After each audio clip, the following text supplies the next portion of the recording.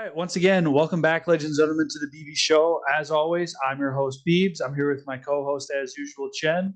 We're here for NBA Tuesday, talking some basketball for a little change of pace. I guess I'll just start off with this question. Sir. What's been the early surprises? We're what, 4, 5 games into the season? Anything? I mean, too early to jump the gun on some hot takes, but Right, yeah, that's my first disclaimer is all these comments, we can call them takes, analysis, doesn't mean it's going to happen the rest of the year. Well, let's just be honest, because the first biggest surprise to me is Jazz 3-0, and Lauri Markkanen looks like an all-star. yeah. I don't think in like we gotta just be realistic here. The Jazz, as a team, I think Quinn Snyder's still the coach. If he's not, whatever. You know what I mean? We like the Jazz have been a great regular season team throughout just past, 5, 6 years since they've had that Mitchell Gobert duo. And so like this wasn't like completely shocking, but obviously for most people, it's like, well, this was one of the teams in like the Wembanyama, sweepstakes. And so to see them kind of ball out and, go 3-0 right off the bat is impressive. Doesn't mean anything to me, though, personally. I mean, they could rip off, a 10-game losing streak. That's just how the NBA regular season is.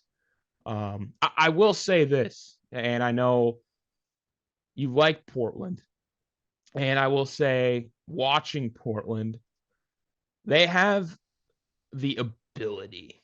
It's in a 7-game series right now.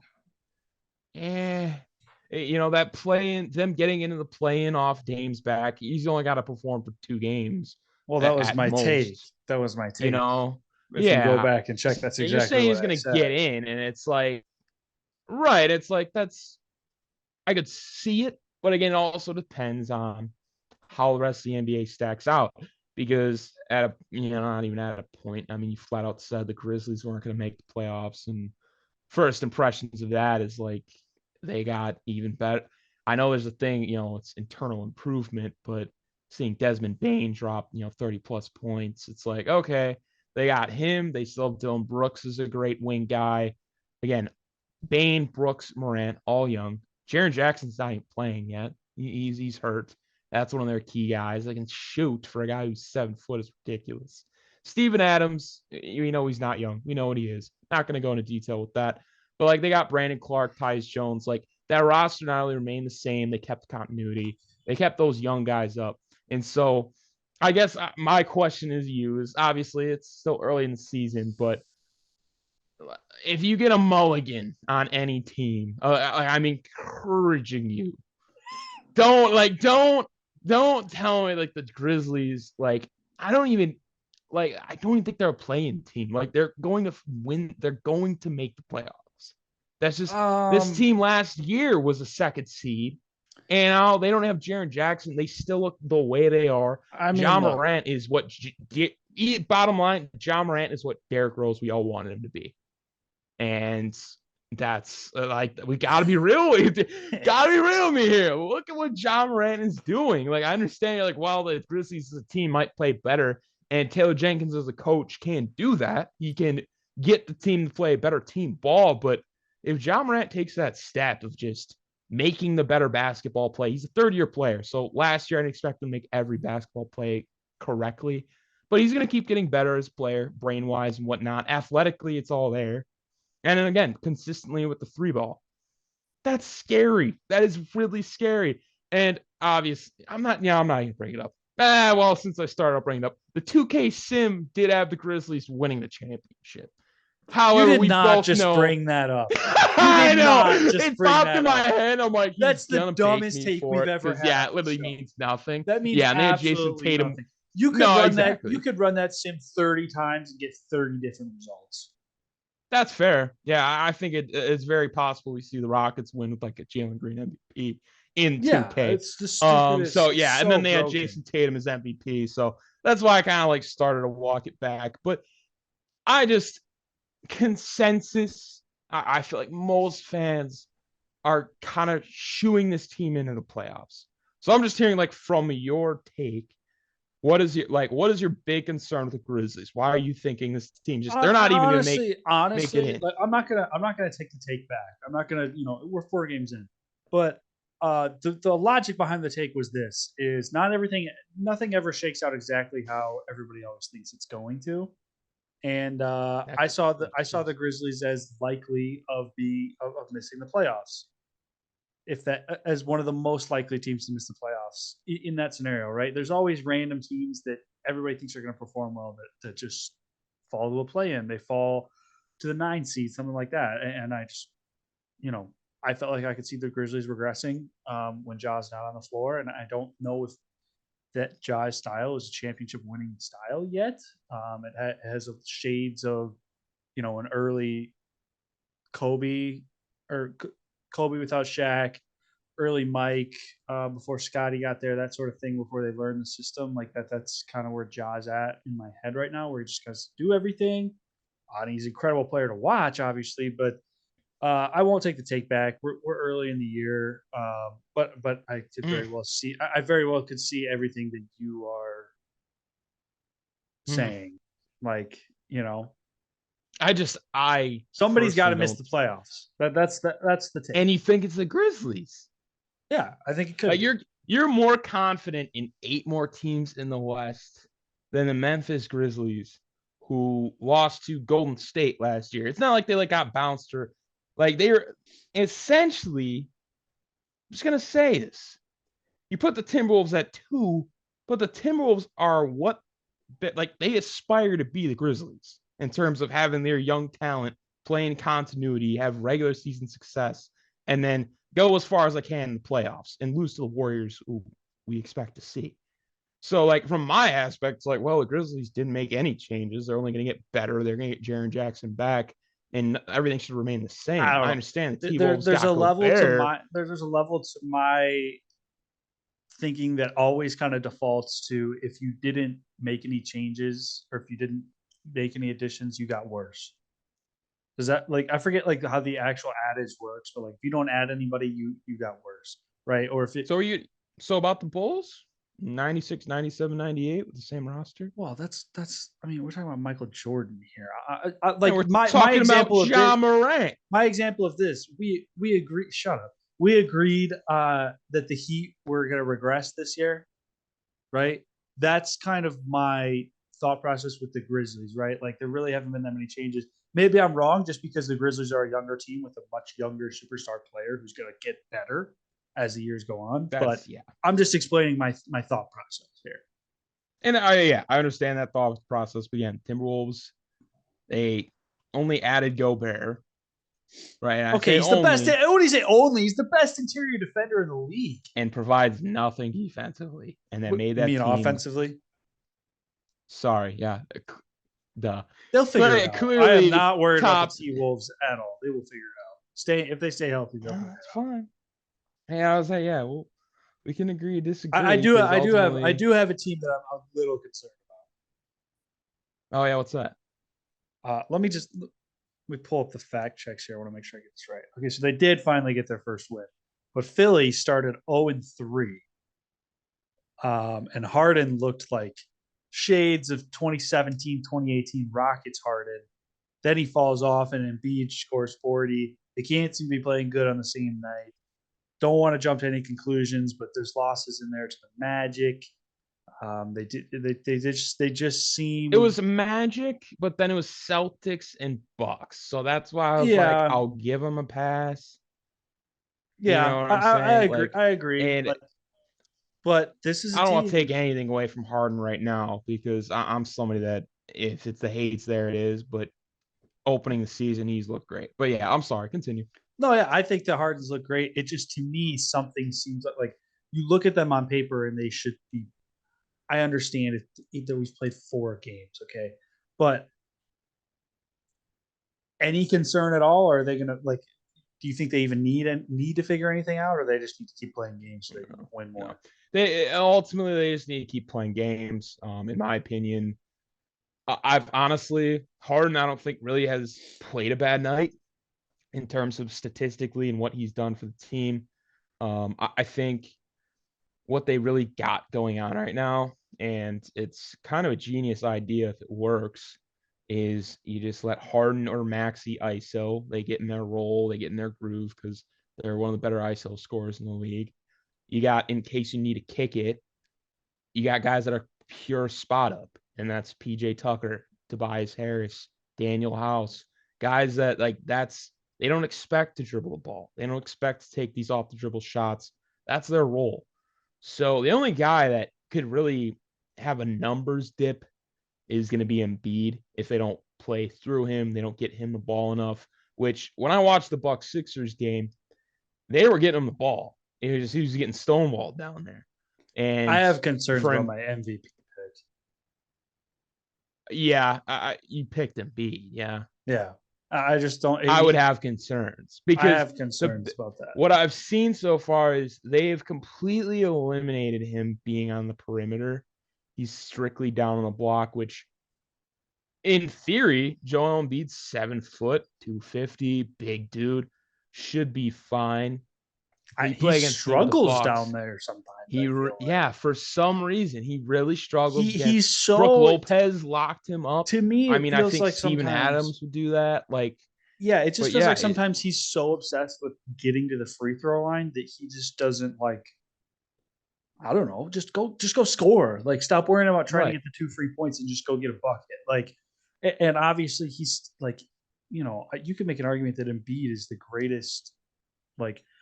When I look at Joel Embiid's career, and I think I saw this take somewhere, but it was basically in 20 years, Joel Embiid is going to be the guy that kids look back at and say, this guy was kind of trash. What did he really accomplish? When in reality, he lost in Game 7 to Kawhi on a double bounce shot that changed. Never got out of the second round, I believe. Did this, back-to-back runner-up and MVP. Wins that award any other year except for Jokic. To me, Embiid is playing this second fiddle role, and I picked him to finally break through this year to win the MVP and be the league's best player. And if he's going to start to maybe not start to fall off, but if he doesn't start doing something, his role is going to be reduced, and I don't think it's his own. It's not his fault. I don't really think it's his fault. No, I don't. I don't think it is either. But I don't know. I have definite concerns about Joel Embiid winning MVP. I understand it's 4 games, but just watching the way that he's playing, he doesn't. I know he had 40 the other night, but that's kind of been his only good performance. Everything else has been not bad, but just kind of middle tier. Yeah, not Joel Embiid numbers we're used to. I mean, he's usually 25, 30, points per game, 10 boards at least. I mean, he's usually a foundational piece, and it kind of seems like the Sixers have turned to Harden, which having Daryl Morey as their general manager, bringing in 2 of his former teammates that made that 17-18 Rockets team work. I wasn't too shocked at the role reductions. Just, I don't know. I expect Embiid to kind of. I'll say this too, though. If they're gonna run through Harden, they're never gonna win the championship. I stand by that take, and I'll stand by it until it's proven wrong. That Harden is the Rockets. Harden. It's an easy take to stand by. It's not championship basketball. It's stat padding basketball. And I would say this: Harden last year when he first showed up in Philly, those first couple games, I was really impressed. They looked really good, and if they can find a way to run this 2-man, not even 2-man, this system and start to max out the efficiencies, that sort of thing, and get into a groove. I think that they're as good as anybody in the Eastern Conference, but just when it comes down to it, and I need to win a Game 7, I'm going to Giannis before I go to Harden. I'm going to for sure numerous amounts of guys before I go to Harden in that situation. Right, and it's almost I can't believe I'm even defending Harden here. It's his time to win realistically was 17, 18. When he had Chris Paul and they had the Warriors on the ropes with KD, and they missed 26 consecutive threes in that Game 7. Yeah, that was the year. That was weird the to year. me, how much, because people say this take, and it's actually true. Those James Harden Rockets pushed the Warriors, those god tier Warriors teams, they did farther than anybody else did. But at the same time, every time I watch that Harden led Rockets team play, I was like, there's no chance they're ever going to win a championship. I don't know how to like conceptualize that in my head, but they're just not. There's just something about James Harden that I don't know what it. I don't know. He's just a stat pattern, I guess. That was the only reason that was And that the was the year, narrative. That was the in narrative my then. opinion. And No, and I understand. I do. and I think that I think really that do. my take comes from the fact that he got that close and he runs Chris Paul out of town. You know what I'm saying? Like there's a level of like, this is he got that close in OKC. Technically speaking, he leaves. Which is like I think we can all agree, like from James Harden perspective, that was the right thing to do. I would say he got a from a low ball offer. championship I'm not gonna take that from away a from him. championship perspective, like he would have won something in OKC. I think we can all agree if that team stays together, they win some championships. But yeah, I don't know. I feel like I'm circling around the point here. Is just like if Harden can change the mentality, and if Embiid can, because I think Embiid has the right mindset. I mean, so I could see it working. I could see Harden getting over the hump in Philadelphia. But like I said, I'll take, I take I think Giannis. this is. Yeah, no, and I agree with you. Like, I still think the Bucks are the favorite, especially the way they played the Sixers. Holiday on Harden is problematic for them. I mean, it's in a 7-game series. It'll throw Harden off. Harden will still have his nights, but in 7 games, I don't expect the Sixers to win. We did that without Chris Middleton. I understand it's a regular season game, but the game plan kind of rang true to like a playoff scenario of like What would be Holiday is just going to follow. Let me ask you this: like, what would be your recipe for success for Philadelphia? For the Sixers? Yeah, for sure. So yeah, this is honestly my take on like just what would be, and I'm not going to go in this aspect of like Embiid needs to get benched or whatever, because that's ludicrous. No one's ever going to get on board with that. But they were down like 12 points, and they made it a game when they pulled Embiid. They didn't have Harrell in there. They had that classics, PJ Tucker at the 5, Tobias Harris and House were spotting up, and they had Harden and Maxey. And it's like, all right, Harden kind of goes, sees things there. Can he get a one-on-one? No. There's a kick out, whatever. No, all right, reset. Maybe we give it to Maxey this time, right?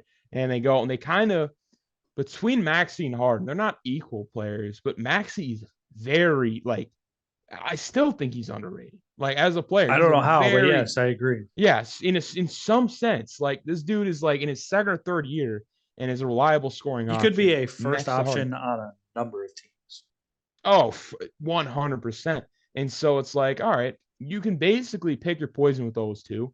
They'll just attack the worst defender.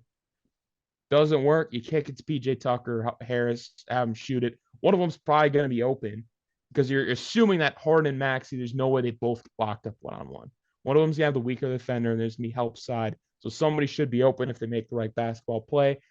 And if that doesn't work, you have Embiid down low. He'll grab the rebound, you can put it back, kick it back out, do his own thing. And even then, if it's like you're playing a team that's running with you defensively, but they have a smaller lineup in, you can, get it to Embiid, go down low. Yeah, but like you said, I don't think that beats the Bucks. And that's really the bottom line. Like that might match up well against Golden team, State, but for sure. And honestly, it matches up well against almost everybody else. Besides team. Maybe Denver could make that argument, but you could. But I would also say in that aspect, they're in the West. Like Jamal Murray, yeah, they're in the West, and Jamal Murray versus Harden. It's like I feel like, offensively, both of them would do fine, but I feel like Harden would have his way. I don't think Jamal Murray's that good of a defender. And, I think they got like KCP or some other guy shooting guard that can defend a bit. I think that would be an interesting matchup. I think it would be interesting. That's the best way to put it. Yeah. I think that Harden's game, I just don't think he shoots as many threes as he once did, and he loves to attack. And which is interesting. I know, but any team that really has Jokic in there, or Embiid or a Giannis, a real rim protector in there, I could see Harden struggling with a little bit. in terms of scoring output. And then you look at the Embiid Jokic matchup. I'd say it's 50-50, I'll right? say, Like, so I don't know. We're getting ahead of ourselves. I don't know. I'm not concerned, but I just don't know how. I just right now, if they keep the way they're going, I don't see them beating Milwaukee ever. oh no, Like, their team is just unfortunately just not I could see constructed to them beat beating them. basically any other team in the East, including Boston.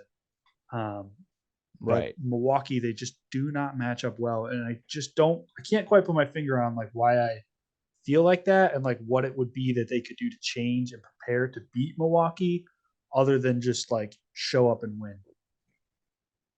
Like, you know what I'm But saying? the I guess the simple answer is they have Embiid, but they don't have two bigs like the Bucks do. In the sense they ran Giannis and Brook Lopez, didn't even have Middleton, and Embiid couldn't do anything. And it's like, well, you got Brook Lopez down there who's the same size as Embiid, and then Giannis, who's again the same size except faster and just a physical freak. So the fact it's 2-on-1 down low, Holiday is going to do his thing on Harden. Again, Harden still had a decent night, but then we still got like defensive kind of like specialists in terms of like shooting guard. You got Wesley Matthews, who like that's what he does. He's 3-and-D. Jingles is not healthy right now. Pat Connaughton again 3-and-D. Javon Carter is our backup point guard.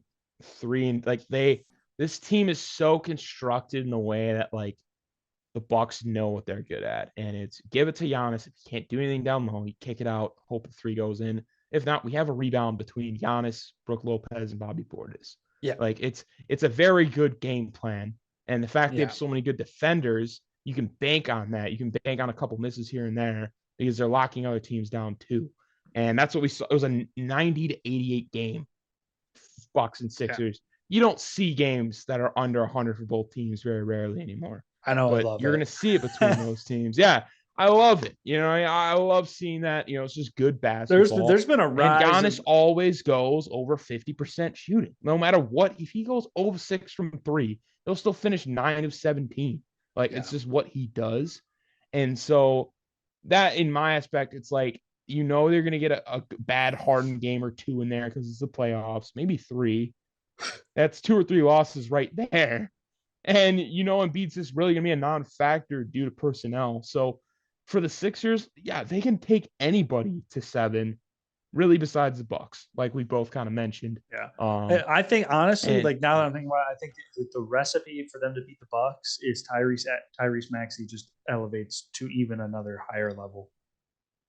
he's And got to you go for get like that 25, 30. Yeah, you get that He's got to be a main option third type thing. superstar where it's like, okay, we can't like fully commit to stopping Embiid because that opens up these two guys, and if we fully stop Harden, then that just leaves Maxey, and there's just always a mismatch somewhere that they can take advantage of.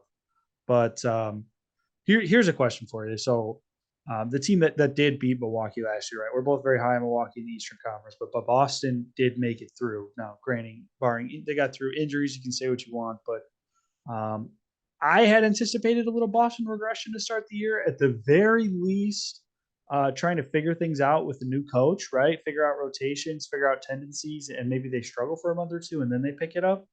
They For seem to have sure. picked up right where they left off. Yeah, and I'd have to agree with you there because the Brogdon signing he's been underrated his entire career. He honestly might be one of those guys that just always gonna be underrated. Even on the Bucks, I really loved having him as Blair. Just doesn't make mistakes. He's just fundamentally sound. He's a big guard. You can always play him on the floor. So yeah, from their aspects, they're actually probably going to be okay. It's just in terms of talent, where do they stack up? And my biggest issue with them is if your best big is Al Horford, or when Robert Williams comes back from injury, who by the way is only 6'8", that's gonna pose questions long term. Even if like the Bucks, Middleton goes down, whatever, and let's say they're not even in the picture, I still think they have a problem with Philly. I still think they have a problem with the Heat and Bam Adebayo this year. I still think they have a problem with the Nets. I Yeah, like people forget how close Boston was to not getting through It was a game 7, and we didn't have Middleton. A That's game like 7 against the Holiday Bucks, and then a game 7 against the sucked. Heat, who nobody Right. likes. Yeah, Nobody thinks and the Heat are good. Jimmy Butler was, I mean, a little he more makes gas in his legs. that That's shot. in. Yeah. Right. So, yes, are they a good team? Absolutely. They made it to the finals.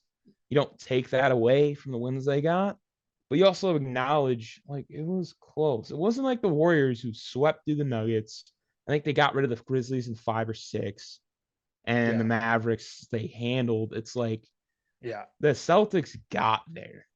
Kudos to them for getting there. I don't think it's going to happen again. Great for them for not having rust. I think, honestly, this Joe, whoever guy, I saw he's like the youngest head coach in the league. He's 34. Like, he's younger than a lot of players He's right younger now, than Horford. especially in the NBA. Yeah, that's what I mean. Like, you'd have, Big Al coaching the team. It's like, okay, we'll see what this guy does. But I think he had some innovation. He's obviously got Tatum and Brown playing at a high level, which is good. But as high of a level as those two can be playing, the consistency comes from it. And I'm not going to try and compare apples to oranges here with the NFL. What we've seen this year, it's swing back to the running backs and being able to run the ball consistently. I think this is one of the years where it's like you feed the bigger dudes. Like if you have an Embiid, a it's Jokic, been like that for years. Yeah, you have a being Giannis that can real. just go and get 2 points, especially once you get in those playoff matchups. That's a huge deal. And the reason it didn't happen was because the teams we got I'll just say didn't this have though. that available. I'll push back a little bit. I think Boston is the best defensive team in the league, besides maybe Golden State. So I think that puts them in any game, in any series that they go to. I mean, that's how they got there last year. You know who's got the best defensive rating right now? I'm sure it's Milwaukee. Oh no, it's actually not. It's gonna team you're gonna love even more. Don't say my The is it Lake Miami? Show. Welcome Okay. to the Are we Lake Show. all right? Let's do it then. We'll pivot. We'll pivot because I'm just I telling would you, love to see you try. offensively. I would love to see you try and salvage their start to the season right now. I'm actually probably more optimistic than Lakers fans right now. For this reason, I've had you go check LeBron and AD stat line. They're doing what they need to do. It's just when you have your point guard go out there and shoot a 12, and then the next game when the clock's winding down. It's not just Russ. But it is. No, there's nobody on that roster who can shoot threes. That's the problem. Oh, yeah, no, I'm not saying that's a problem, and I know they're going to address that by the trade deadline because it's LA. They don't give a crap about the luxury tax. They got picks or two to offload. But what do they do? I even saw How did they address it? Well, I saw a Jazz deal get mocked up that kind of fell through, I guess, due to the Lakers' reluctancy to give up pick because they don't have any. But at this point, who cares? Give up Russ in a first or two. I don't care. The return was Jordan Clarkson, Mike Conley, and Rudy Gay. You're set. Like, if you get those 3 guys, you're set. Mike Conley, Jordan Clarkson, LeBron, AD. I don't care who the 5th guy is, whether they go small, Lonnie Walker, or they go Thomas Bryant with the big. It doesn't matter. Wasn't Clarkson a part of that Cavs trade, that 1 year where he traded the whole team at the deadline? Probably. It's LeBron. He traded Lonzo Ball. He traded Julius Randle. He traded Brandon Ingram. We're not saying LeBron as a GM stinks. He's the whole reason Westbrook's here. I mean, I'm not defending that crap at all. If Pelinka would have just stuck to what he had done in the roster they constructed, you have a lineup of Lonzo Ball, Ingram, LeBron, whoever at the 2. I don't know. Could be Josh Hart. Who knows? Anthony Davis, Zubac. You still have Kuzma, who we all know is not like fantastic, but off the bench. Like, Kuzma's everybody, man. Kuzma. This is my problem. Okay, no, they had everybody they need. No, you're gonna get me going because you just reminded me. Okay, everywhere LeBron goes, it's the most toxic fan base in all of sports. Everywhere LeBron goes, if he struggles, there's always a scapegoat. Okay, there's always a scapegoat. What was the absolutely? What was the guy? What was the? I can't think of the GM's name in Cleveland that when he first left, he was the scapegoat, right? And then he went to Miami. Actually, I would argue Miami went pretty solid. There really wasn't any problems there. But then it was the same thing when he went back to Cleveland. Okay, it was a lack of teammates. Kyrie's cancer or not is a cancer That in the whole locker room, thing doesn't was want to play with, nuts. doesn't Trading want to play Kyrie for with. IT, then they got D Wade. Yeah, Yeah. I'm here with you. Like it's And then Russ and Frank Vogel is probably the worst case of it. When in reality, here's the bottom line. I think we can all agree that Russ is still a talented player. He's just the worst possible fit for whatever they're trying to run at all. where does Russ fit though in today's game? Well, I don't think it's on a contending team. Teams are he is the most left open dude in the league, right? Like he was open on like 50 or 60% of his 3-pointers.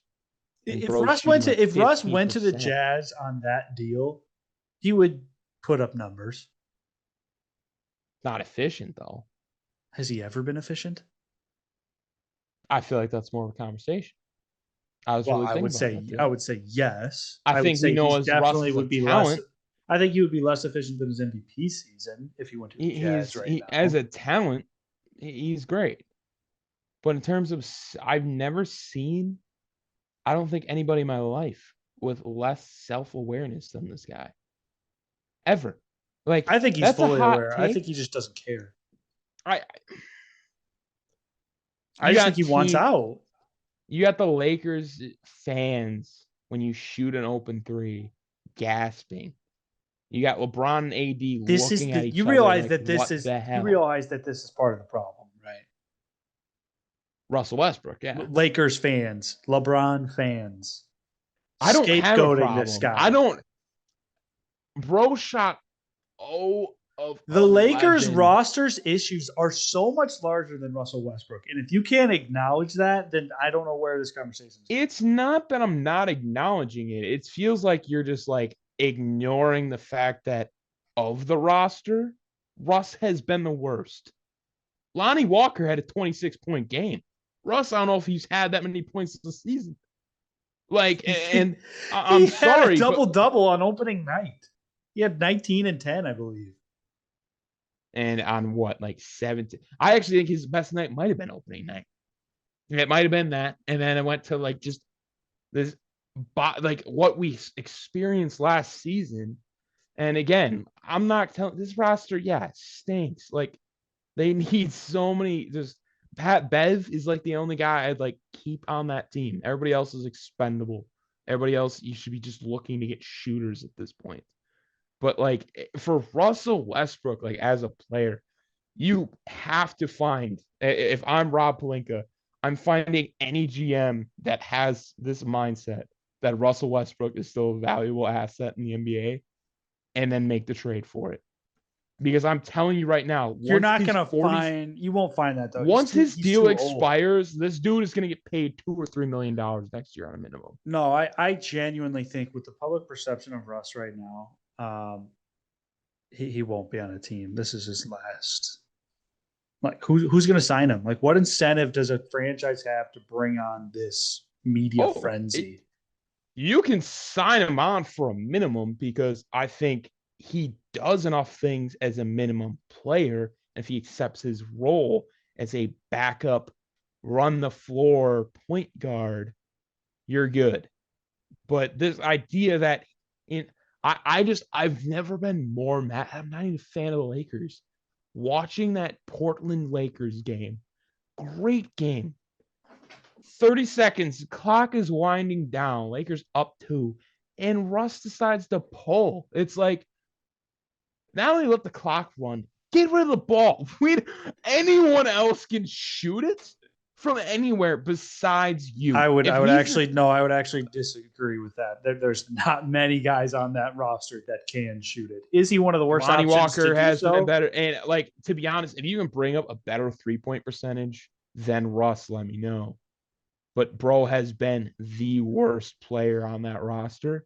I'm not saying this is a good roster at all because that's saying something. But like right now, it's Bron, AD, Pat Bev, and who knows, like Lonnie Walker is 4.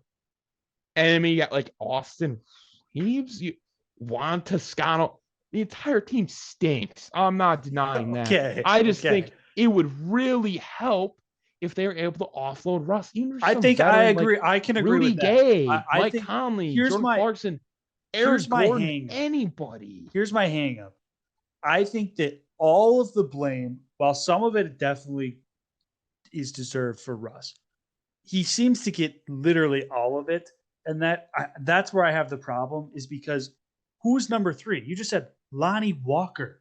Like, yes, he's having a good yes, he's having a good year, but like then it gets to what? Matt Reeves, Pat Bev. There's no bench, there's no shooting anywhere, right? Oh like, no.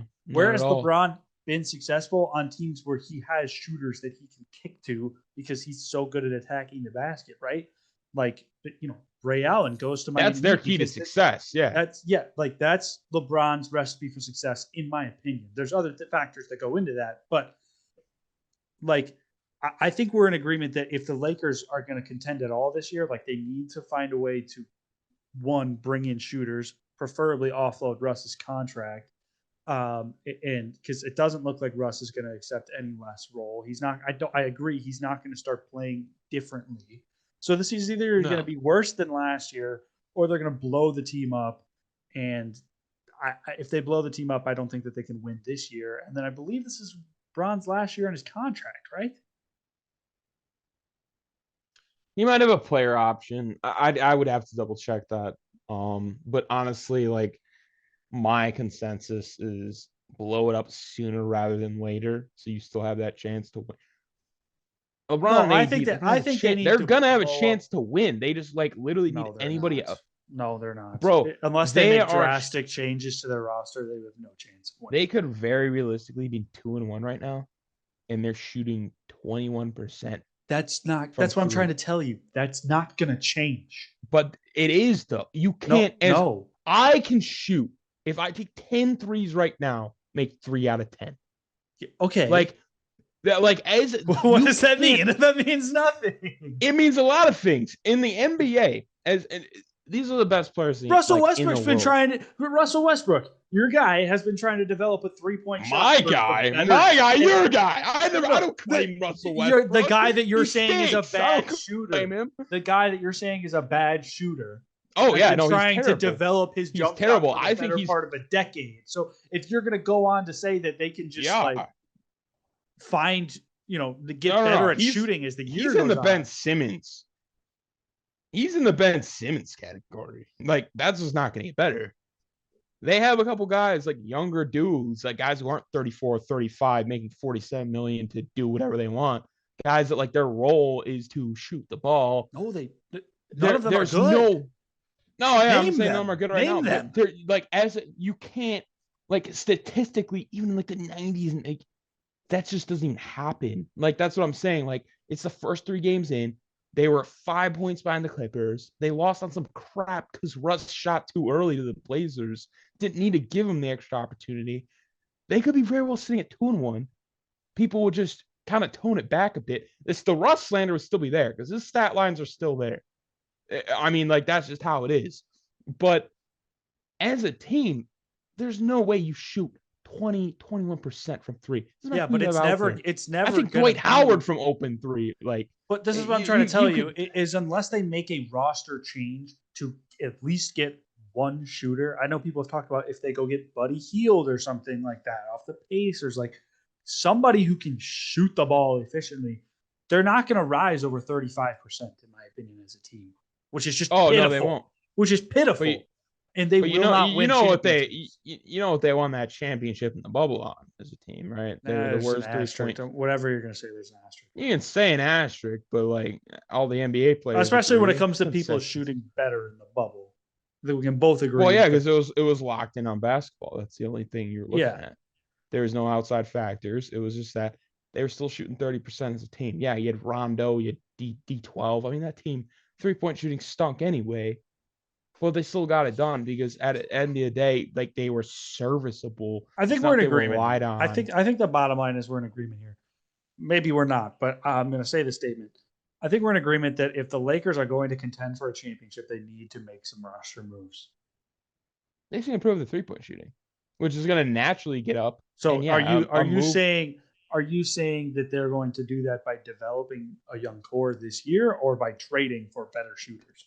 I'm saying two things. I'm saying the first thing is there's going to be some development because there's no way you Develop. statistically Okay, then that's I not then even I ask you developing can't. who? Austin Reeves. Oh, I'm saying like in general, like Lonnie Walker, Matt Ryan, like just a bunch of random dudes are going to just progressively get better. I'm not saying they become staples. I'm not saying they're good at all. Okay. I'm just Okay. saying there's no way they shoot 20%.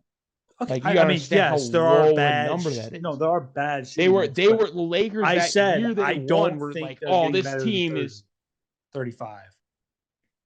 yeah, that's fine. That they don't need to be. Like you look around the rest of the league, they if they're at 25 and they have LeBron and AD putting up 30, 25 each a night, they're gonna be fine. That they showed it. Yeah, they're on 3, but they were in contention with again. Like you look at the stats right now, like they're at like the next best team is so much higher than it's like, all right, there's no way they're gonna stay in this shooting slump forever, no matter who they have. And if they actually go out and make a move, which we both know they will, it's LA. You hear the people talking after week 1. You have to find. I Game think it's going to 1. be difficult to find somebody who wants Russell Westbrook. Unless you go That's to why I think San, unless you go to they Sam need to take the Presti and say, Jazz "I'll give you a trade. bunch of picks to take this contract." Right. And I think the Lakers are on that point where it's like, get rid of your picks. Like you know where you're at. You know that. Let me propose something for Do they you. even own a pick to like 26? I mean, it's a long time. Let me propose something for you. Uh, I personally don't think that this roster has any chance of contending for a championship, even if they do make the playoffs this year. If this roster right now walked into the West playoffs, they'd get blasted by Golden State, Denver. Yeah, no, that's fair. And you say what you want about the rest of the West, but those two teams, they have to find a way to beat those two if they at least one of them to get to the finals. No chance, right? Um, would you rather if this is LeBron's last year of his contract? I don't know if he has a 5th-year option or not, but he did sign. I know he signed a 4-year deal. This is year 4. I maybe he has one more, but would you rather essentially start to offload everybody and kind of say, okay, we're just going to try and gather some young talent to incentivize LeBron to stay, or do you just blow it up and then just let LeBron walk and go do what he wants? Well, if I'm Rob Pelinka, I think you got to understand who you're dealing with. And LeBron James wants the people he wants around him to stay. Well, I mean, that's we not saw so. Then we saw the young talent. We saw them have loads of young talent, and LeBron was like, "Yeah, I don't give a crap." well, then So I I just simply think say, this year, does like, LeBron want to win then? Because at some point as a GM, you have to like look at the product that LeBron James as your pseudo GM partner has oh put on the yeah, court, and you're like, dude, this sucks. I'm doing my job, and if you have a problem with it, like go play somewhere else because no, you I don't have think it's a problem. Like LeBron, like LeBron, especially like his ego and the Kareem Abdul-Jabbar thing, like Michael Jordan, like he's chasing history. He wants to win. I just think we like, bro, literally. I mean, he finished high school. But like in terms of like, and I'm not gonna be like, oh, he's stupid. That's not what I'm saying. In terms of like IQ in basketball, you can agree. Like, we both can agree he's smart. But at the end of the day, like as a GM, this has been proven years ago. He doesn't know how to. He does not know how to evaluate talent. He just doesn't. no, He, like, no. at all. It's just dudes he likes, dudes he gets along with, he has hope for, and then he's like, yeah, I'm gonna He make the looks decision to around at bring him people. on. He looks around at people and he's like, oh, yeah, he can hoop. He doesn't have a bag.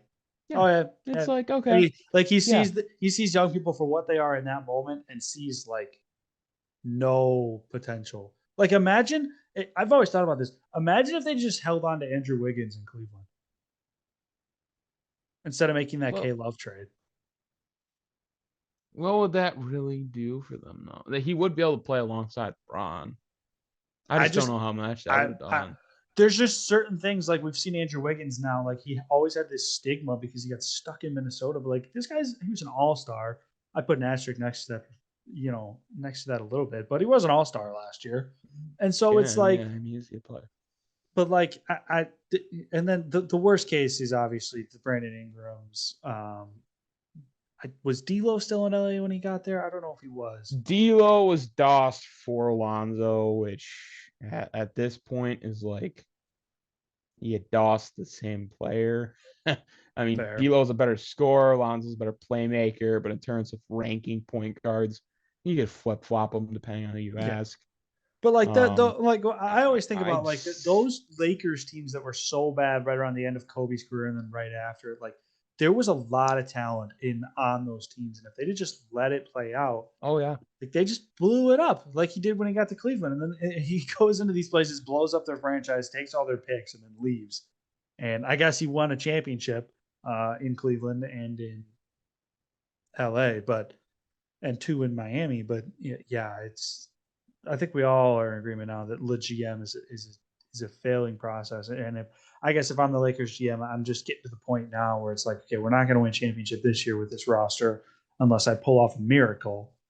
So right. when do I start to think about more than right now? Because the Lakers are always in win now mode, and they're not even close to that right now. So when do you start to just like look around and be like, okay, can I actually unload like whatever assets I have and try and like piece together a future in 3 years? Because Right. who's on this team that like could be there in 3 years? I don't think there's a single player, even 2 years. Oh no, I would say 2 years ago that team that won the championship, nobody's around because Yeah, they're old, and now it's the reverse. It's like it's a bunch of young, improving guys, and some of them are gonna be fine. But my just consensus is get rid of Russ, and you are just crap veterans again. Eric Gordon, it's not a great name, but at least he'll make a corner three. Like holy yeah. cow, that's like really all they need. Like that's at the end of the day, you have LeBron and AD penciled in. You have Pat Bev penciled in. Get a dude that can just knock down a couple shots. Get a center that's not crap. The rest of your team will fill itself out. Lonnie Walker's a six man. Like so far, like he's been fine so far this season, man. He had like 26 one game.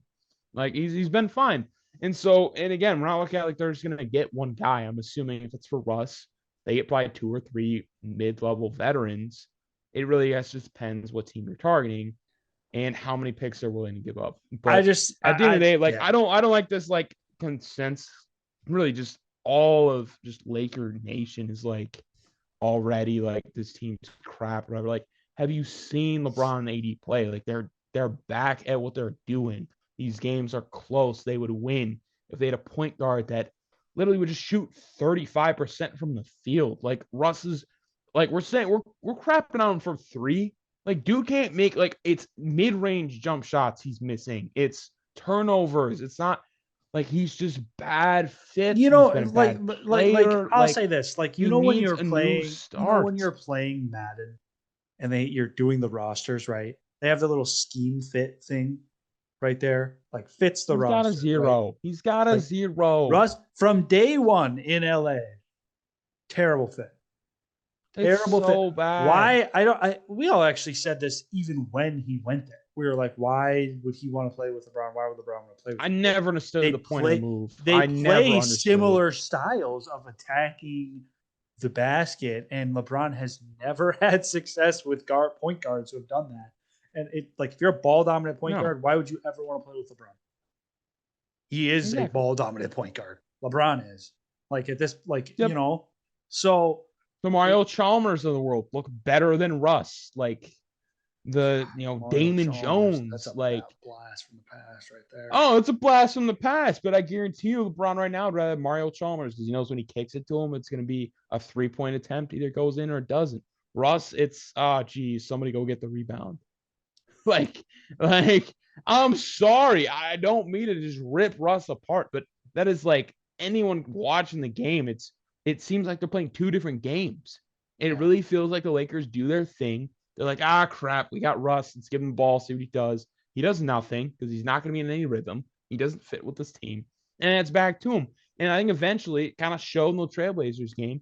Russ gets kind of just like, all right, dude, like, I'm not getting the ball. They're doing whatever. Like, I'm going to do my own thing. And it's like, yeah, do your own thing like the first quarter, man. You just did it with No, 30 seconds left in this the is why I game. said like, and Like, I agree with this it's a take. If they just problem. brought It's a Russ in off, problem. if they brought Russ in as a six man, put him out there with four other dudes, I don't care who they are, and just said, all right, yeah, That's just such a go do better your deal. thing, go score as many points as you can. Like I think it would It actually helps work. him so It'd be much. like it was It OKC really in would. 2018, 2017 again. Like, oh, you're out here with a bunch of Exactly. scrubs. Like, just go make something happen. He literally gets enough rebounds to like accommodate for a backup center. Yeah. Like, I don't understand why like they tried it in the preseason. Try in the right. You have 82 games in the regular season. Now, if it doesn't work, move on.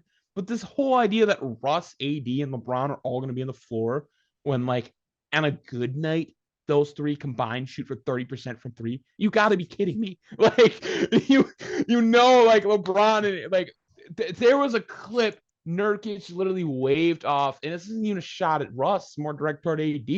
AD is great of a player as he is.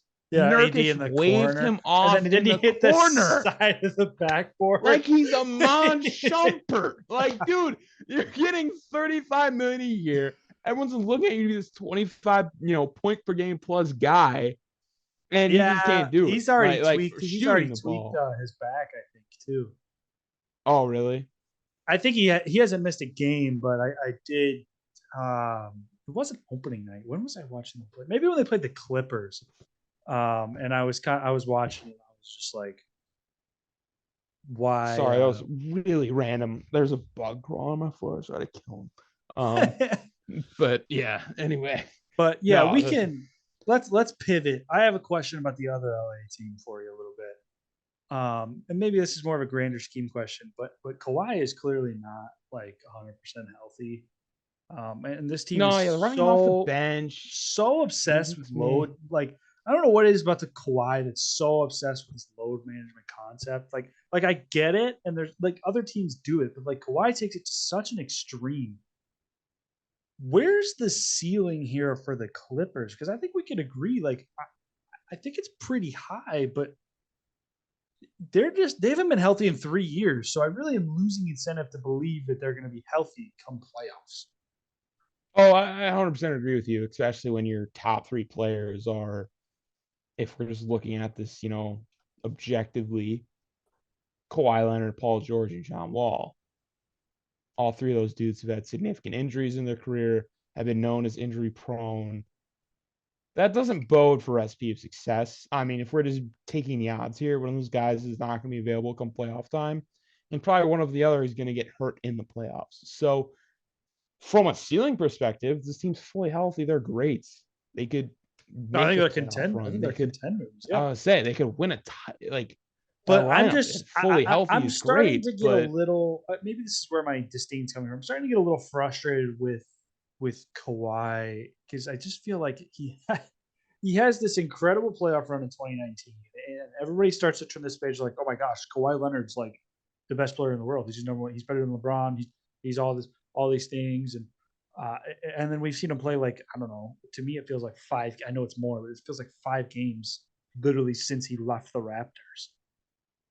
right. And there's just a level to like when you talk about from the grand scheme of things, like where is that putting Kawhi like on people's like in people's minds in 10 years, right? Like where is this like this is a guy that was so good at his peak, but also like has less career points than DeMar DeRozan.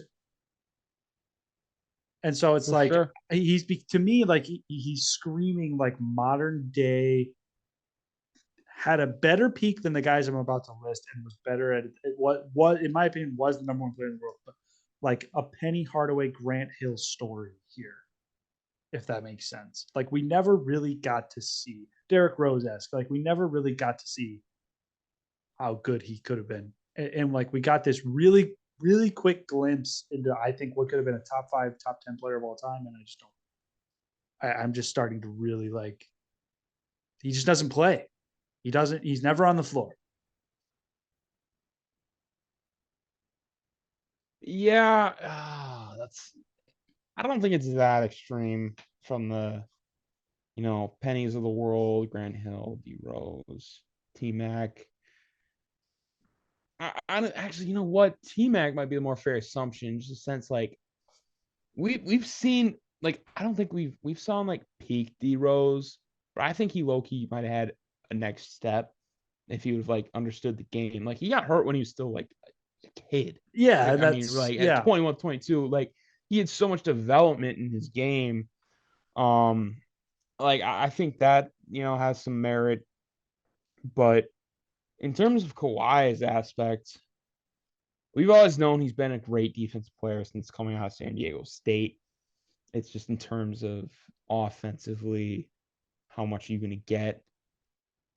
And that's honestly like we saw it at peak with the Raptors, his first season with the Clippers. But yeah, I mean, in terms of his offensive bag, part of it's probably been, I mean, we see how good of and talented he can be, but from like a night to night throughout his career, that's like, yeah, you brought it up best. Like DeMar DeRozan, if I need a guy who's gonna go hit the clutch shot for me, as much as I think Kawhi is a better player healthy, I'd rather the ball be in DeMar DeRozan's hands. And it's not that Kawhi. We've seen Kawhi hit like clutch fadeaways. Like I mean, see the Sixers series. We've seen him hit those shots. It's just like the longevity, the consistency offensively, you don't get to see because he's never even on the floor. And Yeah, so and it's even not coming even off the bench, it's like I get they want to manage his minutes this year, but where's the line at? You know what I'm saying? Like that's supposed to be your number one option. You brought him in, and you were able to bring him in because you went and got Paul George. Like that's the centerpiece of your team, quite frankly. And you're gonna run him off the bench I'll be after he's honest. been I said rehabbing this. for a year. Yeah, I said this 3 years ago. I don't think he should have left Toronto. For in terms of like play aspects and fit, like Toronto, they had something there. Oh Like yeah, if they kept they're Kawhi, still they good. really They're like still they're a still good. And Eastern yeah, Conference their playoff best guy team. is Pascal Siakam, who only has a spin move in his bag. And then they have Fred Van Vliet, who again, great guy, but bro's 6 foot. He's a liability defensively. Kawhi with Don't talk that about Drake like that, yeah, I know. I love bro. Drake. He's got some hits, but defensively, he's not really able to fend off the competition. And then listen, like with Kawhi, it's like you throw him in there with that Raptors team. They got a bunch of guys that like are usually good at one thing but can't do it completely. But Nick Nurse is a great coach, like you mentioned. They're still good. No, I just think He's a that good he coach. literally Knows how to they would utilize have them been able to run it back and contend like for sure. every That year. team was constructed completely like around Kawhi, like in terms of like not like they went out and did it. It was just the fit was so good. Yeah, it's And very like you Von saw it that Miller. It's year very like Von Miller with the Rams esque. Like for sure. we're gonna make For this sure. move. No, He yeah, has like 1 year it's left. Like and they got the championship. yeah, So what reason do they have to complain? But I mean honestly, yeah, to go back to the yeah, Clippers, Kawhi, it's just like to me, it's getting to this point where it's like people always throw him in there with top 10 players in the league, and it's like he doesn't play basketball. So how can you say he's a top 10 guy in the league right now when he plays 15, 20 minutes every game? And this is the most he's played in 2 years.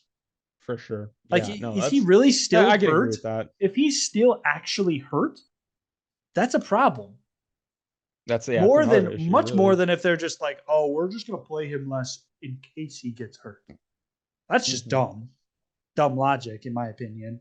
But if he's actually still hurt, I have that's a real problem because then they're not at all who we think they are, and they never will be. Right. No, that's a very valid point. And at the end of the day, the Clippers just need him to be the Toronto Kawhi, plain and simple. We haven't seen it in 2 or 3 years.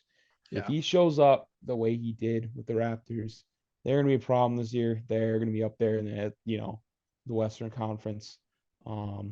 But I mean, yeah. Other than that, that's kind of like my initial takeaways in terms of like teams, their direction so far. We have so many more games to go. I even feel like we're going to do our yeah, episode next week, and it's like we're still gonna be trying to grasp where these teams are at. yeah. But in terms of individual players, I mean, something we love to do before we sign off is the better or worse. And I'll just throw it to you right away because one of the guys I love, I know Milwaukee's a city loves, is Bobby Portis. Um, I just got some names that we know he's a sixth man with the Bucks, but in terms of like ability and whatnot, who's the better guy? And so I just got some guys I'll just throw at you, and right off the bat, Talk we'll about just Bobby get the Portis, right? yeah. Okay. So is this guy better or worse than Bobby Portis? Steven Adams. Wow, that's a good one right away. Yeah. Man. Honestly, I kind of have to lean towards Portis. I think I'm gonna go Portis. I think if you go back maybe to like 2018, like Thunder Steven Adams, I think it's Steven Adams. I think he was pretty good. But right Sure. now, I think it's Bobby Portis. Yeah, no, that's a fair take. Fair take. Um, Bobby Portis better or worse than? We'll go to the keep in the Western Conference. Aaron Gordon. I'm gonna go towards Aaron Gordon. I think he is a good fit in Denver right now. I Yeah. think he's got a good role, good fit, good starter. And he's been. Did he get there last year or the year before? Either last. Yeah, actually, I don't know for I've sure. I been think it pretty was a even last year going thing. back to when he first got to Denver because I was pretty low on Aaron Gordon. Like it's like, Yeah. oh yeah, the dunk contest stuff, all that stuff in Orlando. But then when he got to Denver and a successful team, like I think he did a really good job of just like accepting like his role. Like he kind of figured out he wasn't going to develop into some sort of like superstar, that sort of thing. But it was like I think he does a really good job with his role, and I think he's a really good starter for Denver. And that being said, I'll take Gordon. That's fair. No, that's a very fair take on the situation. This is so much more subjective, in my opinion, than when we do this with football. Yeah, it's It's very so nuanced. subjective. Bobby Portis, or we'll go to the East. We'll go to the East because there's a couple guys I got on my radar. Al Horford. Right now, Right now, your basketball team, wherever it be, is playing tomorrow night. You got to start a center. Who are you taking? I'll take Horford. Mm, He's the vet. You the know, vet. Yeah, you know, yeah. you get that veteran savvy. Um, but yeah, if I'm planning for the future, it's Portis by a mile. But that was close. Okay. This is tough. Portis is But a yeah, really hard guy to rank. That's why I really just need some feedback. Um, Bobby Portis or Clint Capella? I would go Portis. I'm pretty low on Capella these days. Interesting. I feel like Interesting. I'm glad you acknowledge like he's a very one-trick pony. And in yeah, today's NBA, that's a very hard I thing just to had get like behind. much higher expectations for him when he first kind of came on the scene. If that makes, I was like, oh yeah, For this sure. guy's like tall, he's big, like he's really like I guess raw is the right word. Like I don't know, like Yeah. just Yeah. hasn't No, like like he's very just developed as into a this like player, force that unpolished. I thought he might be. So yeah, I'll go Portis. Yeah, yeah. Okay.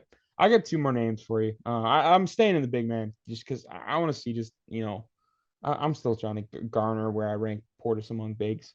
Um, Portis or Zubac from the Dude, I actually Clippers. I love Zubac. That's the He thing. does his job so He's well, but so again, so does consistent. Portis. He's so Yeah, consistent. But I think the ceiling is higher with Portis, and that's I'll take Portis for that. I totally think agree. that Portis could show up and change a game.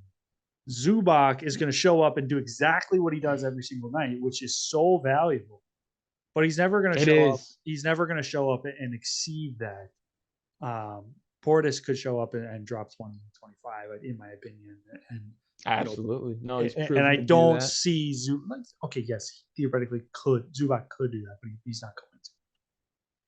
Yeah, no, and this is my last question because I feel a certain type of way. I don't really know how Bucks fans and the rest of the league feels about it. Better or worse than Bobby Porter's Brooke Lopez. um, There's no wrong answer. There there's really not a is no wrong. wrong There's answer not a because wrong Brooke answer. Lopez starts. So You know what I mean? Like if you say Bobby Portis, it's like you're in disagreement with the coach. But even saying Brooke Lopez, there's a huge number, especially in Milwaukee. People are like, this guy runs our city. Like he showed so much more than Lopez. I'm just curious on your take on the whole situation. I think it's actually a little similar to Zubac, right? Like you know what you're getting with Lopez, and if he starts because he fits best Lopez, with yeah, that agreed. lineup, then he should be the starter because he just fits better with the guys on the floor at that time. And then Portis' ceiling is higher. Portis could show up and change a game coming off the bench and be this 6 man of the year candidate, right? Who's going to be a relying scoring, relying rebounding. And Lopez is going to do the same thing every night, right? He's never going to have a bad night. He's never going to have a great night. Portis, a little more variance, I guess would be the word, right? Higher ceiling, higher floor, but I'll take the high ceiling in terms of straight up like if one-on-one. But I see why Lopez starts too.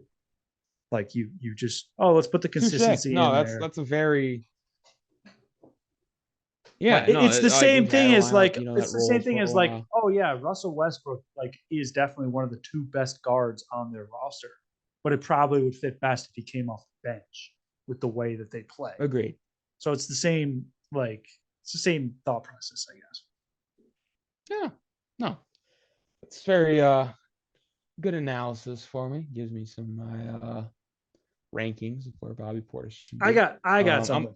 I got something. I was say I'm hoping you have something for me, and then we can call it, watch the games. I gotta pee like a racehorse. So I'm actually for gonna those go. that don't know, I just got back from work. I like literally, it was one of those days you work overtime, so we jumped right into this. I haven't had a chance to breathe, so I'm ready to Understandable. get this on, watch I'll some make games. this quick. Yeah, I'll make this quick. I am going to go off script a little bit though, because you did talk about this guy a lot today, and I kind of want to see where you put him. So I'm going off script. I agreed. Yeah. We're going to go John Morant. Okay. Oh yeah. And Let's do I'm it. going to add a little, because it's basketball. I'm going to add a little bit of nuance to this, and I'm going to say John Morant or 2011 Derrick Rose to kick it off. I mean, if we're looking statistically, I have to go with John Morant. I think that's fair as a Bulls fan. Like statistically, like it's like you look at a lot of people, even if they're not Bulls fans, will start to nitpick at D Rose's MVP season and be like, should have went to LeBron.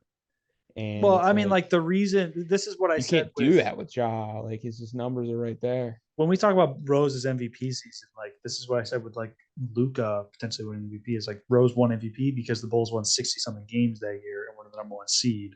And so like that's why that circumstances everything. Yeah, circumstances everything. But okay, John Morant or Luka actually. Oh, I still love Luka. I really do. He can be the engine for anybody, and especially the Mavericks, who literally have nobody right now. Yeah, I can't put him over him. Okay, John Morant or Trae Young. Ja. Okay. John Morant. I mean, I could elaborate, but yeah, it's a better player. Yeah. Okay, that's fair. It's fair. John Morant or Steph Curry. Oh no! Yeah, no. Don't bait me here. Because Stephen Curry is even. I still think right now can be underrated by the right crowd.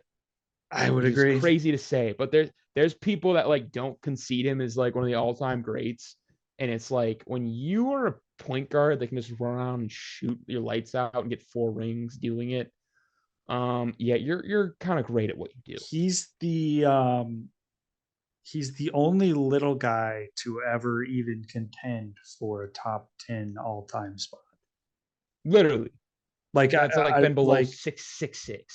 Like, yeah, like you could say, okay, Kobe and Michael are guards, and Magic was a guard, but Magic, like that's a different beast. 6'6" is like the minimum height threshold, and this dude is 6'3" in shoes. Like, so, anyways, back to John.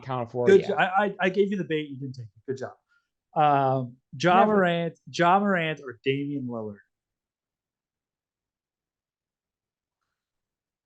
Yeah, so for career, it's easy for me. I would always go Dame, just what he's done. But if you're talking about like this season, going into this season, I love Ja so much more. Dame is playing really good, dude. He's playing well so far, I agree. But from what I last seen, and again, what I've last seen from Ja. Gonna roll with Ja. All right. That could change by All-Star break. That really could. All But he right. got most improved for a reason, and he is still rolling. All right. Two So, more. All right. This is a little yeah, different style of point guard with Ja Morant, Chris Paul. Ja. All right. What about Booker? Chris Paul, I think, can be overrated and hated on, but no. What about he's better Booker? than Ja.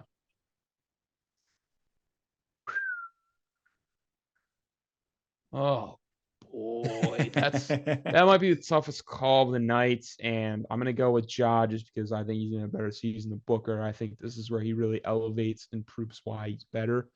And we even saw kind of the lapse against the Mavericks, like it's Chris Paul and D-Book against Luka. With they still had Ayton, they still crowded. They had the team. They should. There's no excuse to lose that.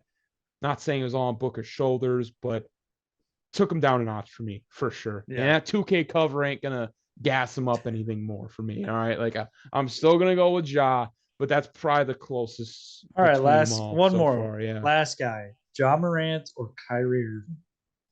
Ja. Really? That was Availability. quick. Yeah, just availability. It's like even talent. It's like Kyrie could be a better scorer on certain nights, but it's so inconsistent. What about Harden? And like we haven't seen it. You said Harden? Yeah. Ah, see, I got you to think. Harden, now. if Harden, I got you to if think. Harden is, it's really only if Harden's in his system. When Daryl Morey's his GM and they got the dudes around him, Harden can be better. But right now, I'm still in take Ja. Like again, I'm so high on this kid. I'm going to be stunned if they're not even if they don't make playoffs. Like if they're not a top, like if they make play-in, like really, like this team wasn't solidified in the playoffs. It's fair Like take. I really am high on that Fair team. take. So yeah, I'm gonna we stand by that. disagree. We disagree strongly on the Lakers and the Grizzlies. Yeah, I think that's really the bottom line. I mean, because even the But I'll say this: Trailblazers been coming around. I do not feel as passionate about defending the Grizzlies being bad as you do about the Lakers being good. If that makes sense. Oh yeah. I really think like the Lakers. Like I will only a matter openly of time, admit man. today that it's probably likely that I'm going to be wrong, but I'm sticking to it. So Yeah, stick to your guns. Gotta respect that. That's why I'm gonna stick. The Lakers are what 10-30. I'm still gonna be like, well, if they make a couple trades, that's what I gotta do. That's what I gotta do. All right. Now we're getting into that broad stadium talk here. Yeah, which I will never be. And again, we'll probably re-eval.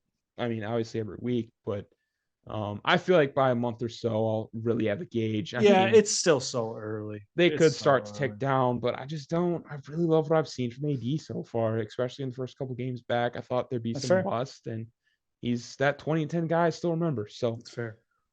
Yeah, we'll see though. Again, there's a lot of games on tonight. I know tomorrow night's a big deal. We have Bucks Nets, I believe Warriors Suns is tonight. Like usually there's a game worth watching every night in the NBA. Did you this is a question. Check it out. Recap game of the week, real quick. Did you get a chance to watch Lakers Clippers? Oh yeah. Yeah. That was a good game. Like that was the most fun. Nice. That was like the most fun game I watched all week. Right. Yeah. Like it's both teams look solid. And that's what I mean. Like it's seeing the Lakers kind of run with them. It was like, okay. But again, Kawhi was off the bench. They weren't completely there. Warriors Nuggets was really good too. Because they almost stole that. But I know you got to go to the bathroom, so we'll get out of here. Doing a little potty dance over here. Yeah. Make sure, guys, as always, thanks for listening. Christian, as always, it's so fun. Check us out on Thursday. Actually, we should turn in our picks for Thursday Night Football right now. If you want to pick a team. What's Thursday night? I believe it's Bucks and somebody. Bucks and no, it's a good team too. Bucks Ravens. Bucks Ravens. Yeah, I'm taking the Ravens as well. Oh wait, let me see where it is before I make this choice. Don't care. I like the Ravens. I don't like the Bucks at all after last week. I think the Ravens can still perform better. I think this is a Lamar type thing. I think the Buccaneers are in trouble after this week. It is in Tampa. I'm still going to take. I just don't think there's a quick turnaround way after a Panthers loss in 3 days of practice to address your Not on issues. Thursday night. Not Yeah. with Brady taking Wednesdays off. Absolutely not.